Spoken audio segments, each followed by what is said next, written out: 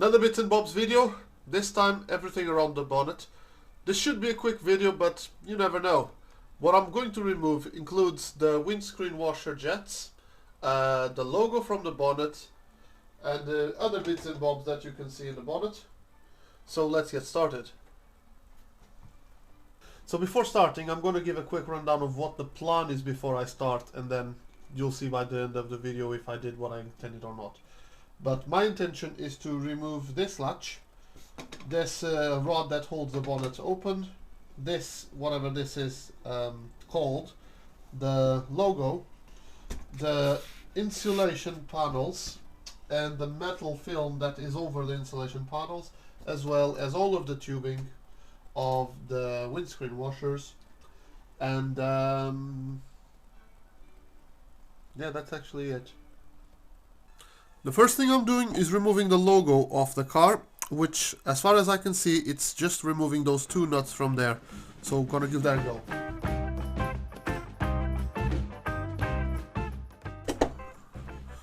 And there we have a Lotus logo out of the car.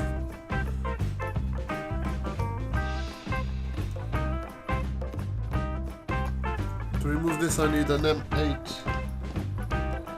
holding the nut on the other side.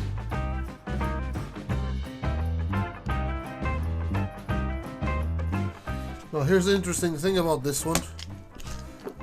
That is actually a captive nut, so there was no need to have a nut on the opposite side making the whole life harder.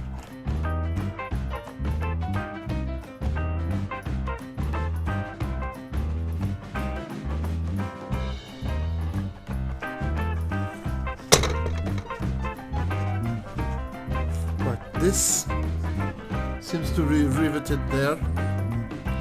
So I got two options. I can either remove the rivets and re-rivet it, or not.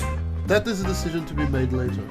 The same thing about this one, which is also riveted here, and I can't feel anything to know what's going on.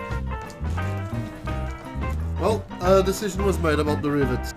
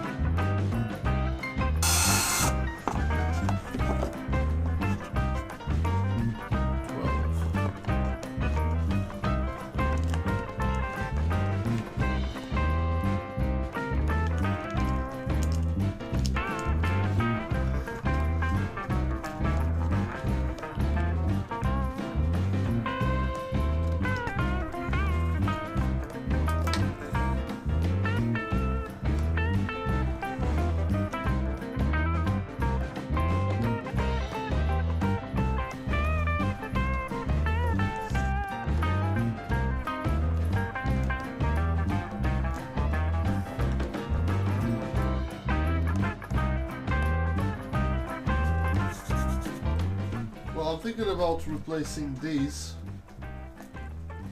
so I don't see any reason not to remove them.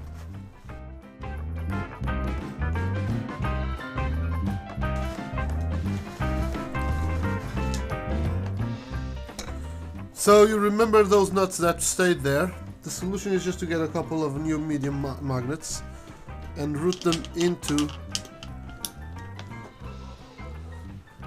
getting them back.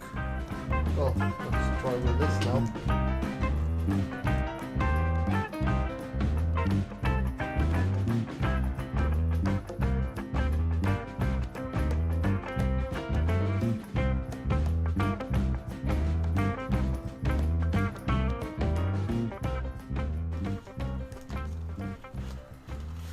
Right, no idea why that has a metal backing, because it's not grounded like that one is. So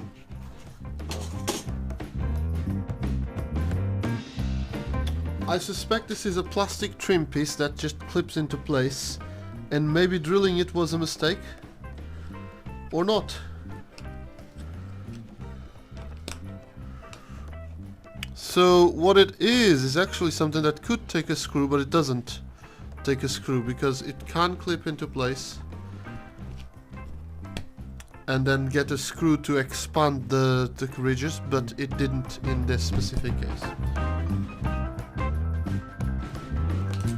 Okay, there's no way to recover this, so instead of wasting my time trying to use it, I'm just going to remove it straight away in a hurry.